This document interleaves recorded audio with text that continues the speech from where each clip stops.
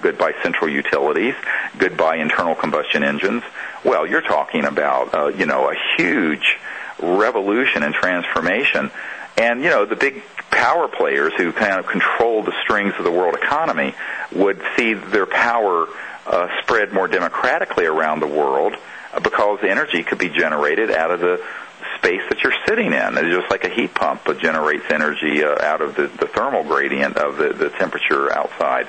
So basically, these advanced electromagnetic and anti-gravity propulsion systems, those were all figured out by the 50s. And that's why the secrecy was slapped so hard on the issue. And it wasn't because of national security. It was because they were trying to protect these rotten special interests. It's what I call the sort of the oil mafia and the transnational financial kleptocracy, which runs the centralized economy of the world, and they don't want to really share that power. And that's it in a nutshell. And I'll be honest with you, this is, the reason I ended up leaving my medical career after all the years of putting into it, and 10 years I was in this emergency department and running it at sometimes, is because I realized that our civilization is not going to turn the corner to become sustainable or just or peaceful or anything else so long as this secrecy prevails. And that's why we have to have disclosure, and that's why now we have formed an energy company to develop these technologies and bring them out to the public. And I want to get into that in just a little bit, but let me ask you this now. We've seen several years now of concerted effort of the Disclosure Project, and I think the goals of the Disclosure Project are shared by most people who have an interest in UFOs, and I know you don't use that term, but that's a term we all understand. Right. So people that have an interest in them at any level, are supportive, I think, of the Disclosure Project. But after all these years, where are we now in the process? Are we any closer to disclosure? Well, what I tell people is that's already happened. I mean, you have to understand that when we did the Disclosure Project event in 2001, it was estimated that somewhere between 300 million and 1 billion people saw that. It was the most watched webcast in the history of the Internet at the time. It just keeps going. And now the numbers of people who, and it spawned all over the world, Disclosure Project initiatives in Canada and England and Russia and Australia, all over. And it's just running. And most people, and the latest polls have shown, that more people now accept the fact that there's intelligent life out there and that these UFOs, as you call them, are real, and that the government, some part of the government at least, is hiding this information. More people accept that as a fact than have voted for any president since Ronald Reagan was elected in 1980. So the point I make is this. We have, I think, succeeded in that. Now, what I tell people is that we need to go from the disclosure of the facts that these UFOs are real and that there are covert projects sitting on this information to now the next step. The next big step in disclosure is to bring forward the sciences and the technologies and the actual operating machines that will run your house and eventually your car with energy from the so-called zero-point energy field and from the environment, and not from fossil fuels. And this is the crux of why the secrecy exists. And to solve it, we need to now come out with these technologies. And ARROW, the Advanced Energy Research Organization, which we have founded, is working with a number of top engineers and scientists who understand these sciences to bring these technologies forward. And we hope in 2008 we're going to have some really major announcements on that front. And people can see what we're doing with ARROW. It's AERO2012.com by going to that website and seeing what we're developing. Yeah, and let me say those the links to the Disclosure Project as well as ARROW are on my website.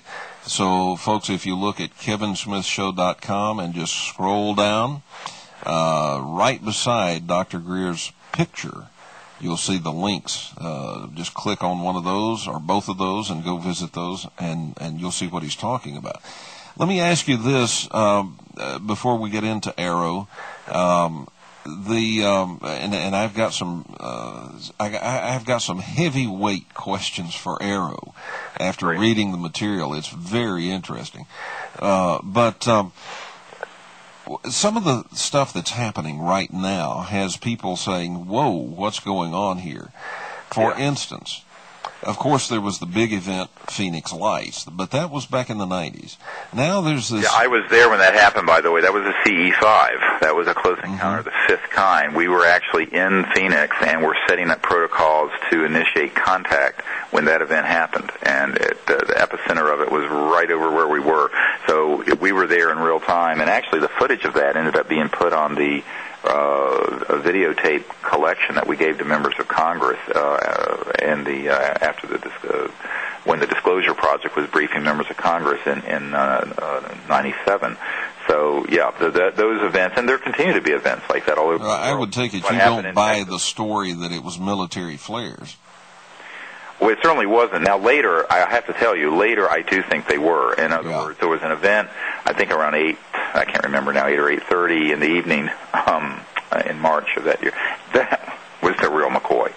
But later, they then put up flares in a configuration so they could concoct a cover story saying, oh, well, the things that...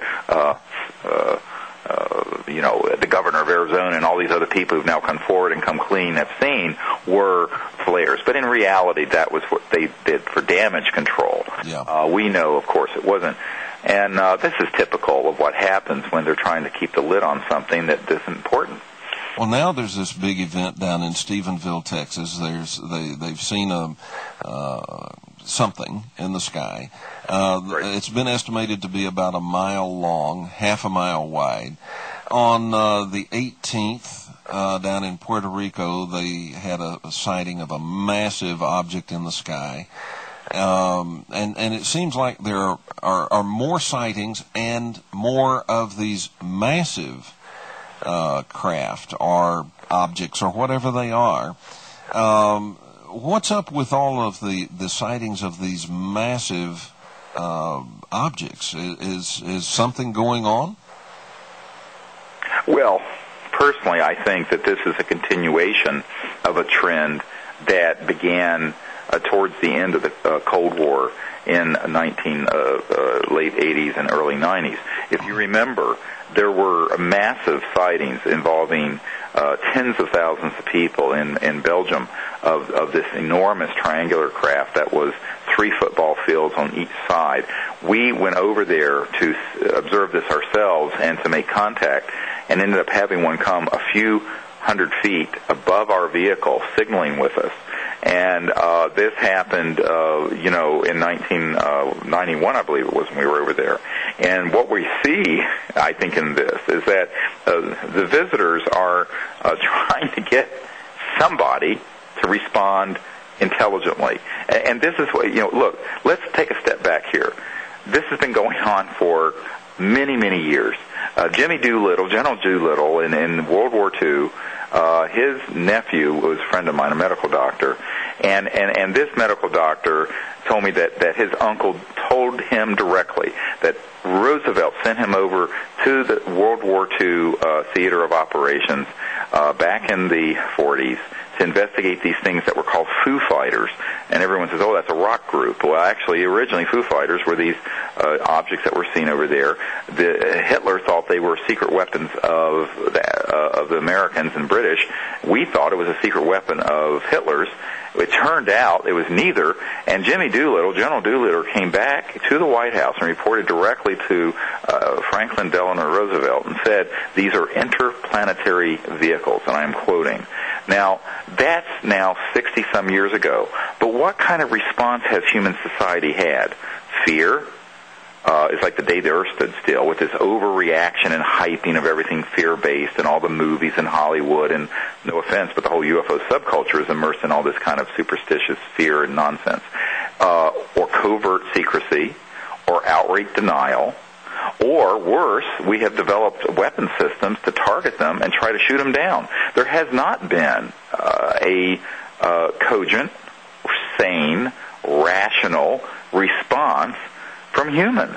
And that's what they're waiting for. And actually, when I founded CSETI, the Center for the Study of Extraterrestrial Intelligence, in 1990, it was to create